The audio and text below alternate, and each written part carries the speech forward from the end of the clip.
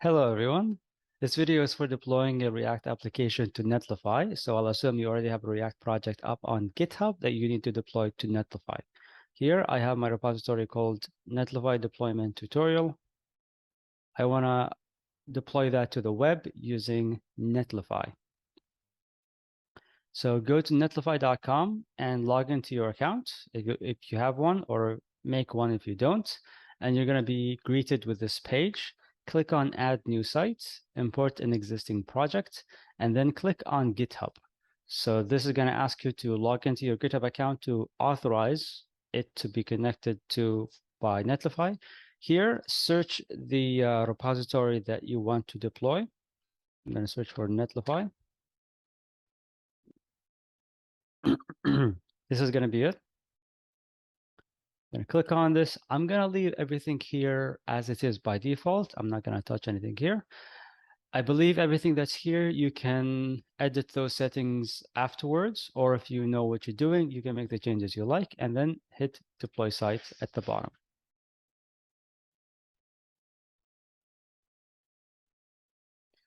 Here you're going to see here you're going to see site deploy in progress. This is the status of the deployment. The unfortunate thing is that this status here does not get updated automatically if the deployment in the backend is complete. You have to refresh the website to check it manually. It should take a couple of minutes. While it's deploying, I'll explain that. This here is going to be the name of the domain name. And this will be automatically, like, randomly generated by Netlify. You can see that sometimes they give you funny names like a deluxe bunny. You can change this later, and I'm going to show you how in a second. Let's refresh. There it is. It's been successfully deployed. If you click on this link, it'll open here. This is the actual website on the internet. It's actually live on the web now. If I open this exact link on my phone, I should see the exact same website. Here's the message that I have: app deployed successfully. And that's it. Now it's deployed. I'm going to show you two things in this video. The first is how to change the domain name. Actually, that's the second one. The first one is how to make changes to the code and then push the changes to your website that's live. Okay. So I'm going to open up VS Code, make some changes, push to GitHub. App updated successfully. Okay. I'm using GitHub Desktop, so I'm going to just commit and push the changes. So again, I'll assume that you're familiar with GitHub. You know how to use this kind of stuff. I'm not going to explain them here. I'll assume that you know this stuff.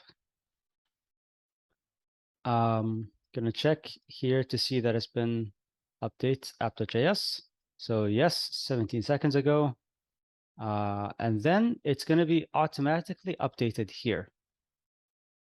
It should take a few seconds, maybe a couple of minutes, but basically once you update your code, you push your changes to GitHub, Netlify will automatically detect the changes to the repository, it will pull the changes, and it will redeploy the application. App updated successfully. Sometimes, in my experience, I've seen that if the changes are large enough, sometimes this takes a few minutes. So be patient. If it doesn't, give it up to 10 minutes. But then if that doesn't work out, you can contact support. So this is how you can update your application once it's deployed. Really easy stuff. Next thing I want to show you is how to change the domain name. So here you are in the site page. You can click on domain settings, and then here click on options, edit site name, and give it a name. I'm going to call it Netlify Deployment Tutorial. So before I show you, if you pick a name that already exists on the platform, it will say this site name is already taken. So the name here has to be unique within the platform. So I'm going to say -YT for YouTube. Here we go. And here is the new domain name. I'm going to open this here. This is it. It's the same application exactly. The domain name is now Netlify-deployment-tutorial-YT. .netlify.app. I'm going to close the old one. Okay. You can also get yourself a .com domain name or any kind of other custom domain name and connect that with your deployment here. You can continue to customize and configure your website and deployment in a gazillion different ways. Netlify has been fantastic in my experience. I have loved it so much. Yeah, so that's it for this tutorial. I hope you enjoyed the video and I hope you learned something from it. If you did, please like the video and let me know that this video was helpful. Sorry, please like it to let me know that this video was helpful and useful to you in some way. If you enjoyed my approach and my way of explaining things, subscribe to the channel. I'm hoping to make more coding related tutorials soon. If there's anything specific you'd like me to make a tutorial on, let me know in the comments. I'd love to know what kind of stuff you guys would like me to make a video about. Yeah, that's it. Thanks for watching and have a nice day, everyone.